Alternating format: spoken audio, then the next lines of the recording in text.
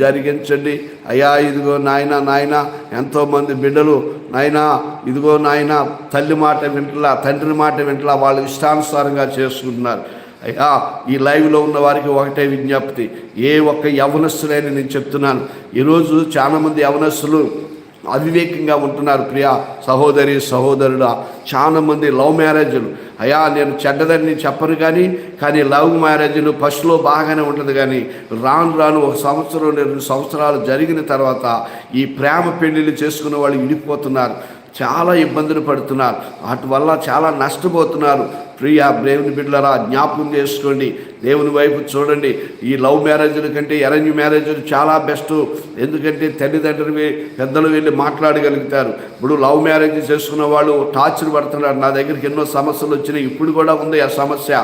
ఎందుకంటే ఆ రోజునాడు కన్ను మిన్ను కానక ఆ బిడ్డ లేకపోతే, ఆ అబ్బాయి లేకపోతే నేను బతకలేను, చచ్చిపోతాను అంటారు. కానీ పెళ్ళైన తర్వాత వారు కొద్ది రోజులు బాగానే ఉంటున్నారు, ఆ తర్వాత ఉంటుంది వాళ్ళకి అక్కడ చుక్కలు కనపడుతున్నాయి. అందుకనే లవ్ మ్యారేజ్ వద్దు, దేవుని యొక్క నామంలో అరేంజ్ మ్యారేజ్ చేసుకోండి.